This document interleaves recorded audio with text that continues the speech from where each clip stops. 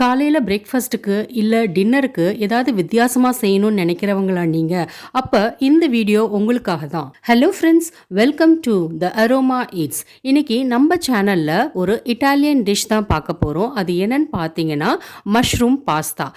இந்த மஷ்ரூம் பாஸ்தாவை எப்படி சுவையாக எல்லாருக்கும் பிடிச்ச மாதிரி செய்யலான்னு பார்க்கலாம் வாங்க. அதுக்கு முன்னாடி என்னோட சேனலுக்கு இப்போ தான் ஃபஸ்ட் டைம் வரீங்க அப்படின்னா கண்டிப்பாக வந்து சப்ஸ்கிரைப் பண்ணுங்கள். நோட்டிஃபிகேஷனுக்கு பெல் ஐக்கானையும் கிளிக் பண்ணிக்கோங்க. ஒரு கடாயில் தேவையான அளவு தண்ணி சூடு பண்ணிக்கோங்க. அதில் 200 கிராம் அளவு மேக்ரோனி, 1/4 கப் வந்து கேரட்டு, 1/4 கப் அளவு பச்சை பட்டாணி, 2 டேபிள் ஸ்பூன் அளவு கார்ன், அப்புறம் உப்பு தேவையான அளவு, எண்ணெய் வந்து 1 டேபிள் ஸ்பூன் சேர்த்து இதை நல்லா கலந்து விட்டுக்கோங்க. இதை ஒரு 10 நிமிஷம் வந்து வேக வச்சுக்கோங்க. இது வந்து 3/4 பதம் வெந்தால் போதும். ரொம்ப அதிகமாக வெந்துருச்சு அப்படின்னா குழன்னு ஆகிடும். இந்த பதத்தில் எடுத்து தண்ணியெலாம் வடிச்சிருங்க. வடிச்சிட்டு அதை பச்சை தண்ணியில் 2-3 வாட்டி கழுவிட்டு கொஞ்சோண்டு எண்ணெயை ஊற்றி கிளறி வச்சிருங்க. அடுத்து மஷ்ரூம் ரெடி பண்ணிடலாம். அதுக்கு 1 டேபிள் ஸ்பூன் அளவு வெண்ணெய், இதோட 200 கிராம் கழுவி சுத்தம் பண்ண மஷ்ரூம் இதை சேர்த்து நல்லா வதக்கிடலாம். ஒரு 2 நிமிஷம் நல்லா வதக்குனதுக்கப்புறம் இதில் உப்பு ஒரு 1/4 டீஸ்பூன், மிளகுத்தூள் ஒரு 1/4 டீஸ்பூனு, அப்புறம் சில்லி ஃப்ளேக்ஸ் 1/4 டீஸ்பூன், ஆரிகேனோ இருந்துச்சுன்னா அதுவும் சேர்த்துக்கோங்க. அது ஒரு 1/4 டீஸ்பூன் சேர்த்துக்கோங்க. இதெல்லாம் சேர்த்து ஒரு 5 நிமிஷம் ஹை ஃப்ளேமில் வச்சு வதக்கிக்கலாம். மஷ்ரூம் வந்து தண்ணி விடும். அதனால அந்த தண்ணி சுண்டுனதுக்கப்புறம் இஞ்சி பூண்டு பேஸ்ட் வந்து ஒரு 2 டீஸ்பூன் சேர்த்துக்கோங்க. சேர்த்து 1 நிமிஷம் வதக்கினா போதும். அவ்வளோதான், நம்மளோட மஷ்ரூம் ரெடி ஆயிடுச்சு. அடுத்து அதே கடாயில் வந்து 1 டேபிள் ஸ்பூன் அளவு வெண்ணெய் சேர்த்துக்கோங்க. அதோட ஒரு வெங்காயம் சின்ன சின்னதாக நறுக்குனது, ஒரு குடமிளகா அதுவும் சின்ன சின்னதாக நறுக்குனது, இதை வந்து 1 நிமிஷம் நல்லா வதக்கிக்கோங்க. அடுத்து வந்து பூண்டு பேஸ்ட் 1 டேபிள் ஸ்பூன் சேர்த்து இதை வதக்கிக்கோங்க. வதக்கிட்டு இதில் வந்து தக்காளி பியூரி வந்து 1 கப் சேர்த்துக்கோங்க. ஒரு 4-5 தக்காளி வந்து அரைச்சி அதை சேர்த்துக்கோங்க. இப்போ இதை வந்து மூடி வச்சு ஒரு 3 நிமிஷம் வந்து மீடியம் ஃப்ளேம்லேயே வந்து குக் பண்ணுங்கள். இப்போ இந்த தக்காளி பியூரி வந்து வதங்கிடுச்சு.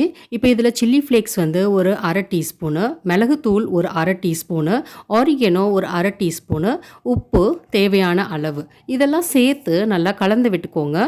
ஃப்ளேம் வந்து மீடியம்லேயே இருக்கட்டும். அடுத்து பாஸ்தா பீஸா சாஸ் அது வந்து 1 டேபிள் ஸ்பூன் சேர்த்துக்கோங்க. சப்போஸ் அது இல்லை அப்படின்னா நீங்கள் வந்து டொமேட்டோ கெச்சப்பும் சில்லி சாஸும் 2 கலந்து அதை சேர்த்துக்கலாம். கொஞ்சம் ரிச் ஃப்ளேவர் கொடுக்கறதுக்காக பால் வந்து 1/2 கப்பு, மொசரெல்லா சீஸ் வந்து ஒரு 1/4 கப்பு, இது 2த்தையும் சேர்த்து நல்லா கலந்து விட்டுக்கோங்க. பால் சேர்க்கறதுனால அதோட டெக்ஸ்சரே வந்து ரொம்ப நல்லாயிருக்கும். அடுத்து வந்து சில்லி பவுடர் வந்து ஒரு 1/4 டீஸ்பூன் சேர்த்துக்கோங்க.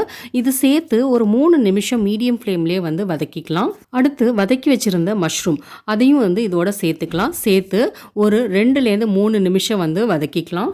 இந்த ஸ்டேஜில் வந்து நம்ம வேக வச்ச மேக்ரோனி அதையும் வந்து இதில் சேர்த்துக்கலாம்.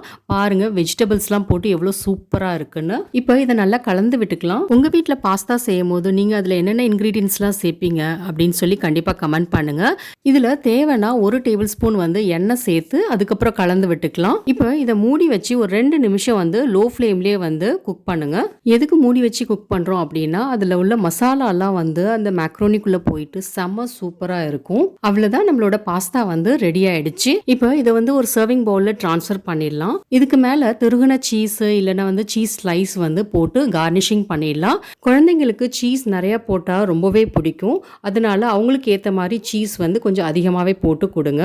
அவ்வளோதான், நம்மளோட சுவையான மஷ்ரூம் பாஸ்தா ரெடி. இந்த மஷ்ரூம் பாஸ்தா வந்து வீட்டில் கண்டிப்பாக ட்ரை பண்ணி பார்த்துட்டு எப்படி வந்துச்சுன்னு கமெண்ட் பண்ணுங்க. இந்த வீடியோ உங்களுக்கு பிடிச்சிருந்துச்சுன்னா லைக் பண்ணுங்க, உங்கள் ஃபேமிலி அண்ட் ஃப்ரெண்ட்ஸோட ஷேர் பண்ணுங்க. என்னோட சேனலை இது வரைக்கும் சப்ஸ்கிரைப் பண்ணாதவங்க சப்ஸ்கிரைப் பண்ணிக்கோங்க. நோட்டிஃபிகேஷனுக்கு பெல் ஐக்கானையும் கிளிக் பண்ணிக்கோங்க. தேங்க்யூ.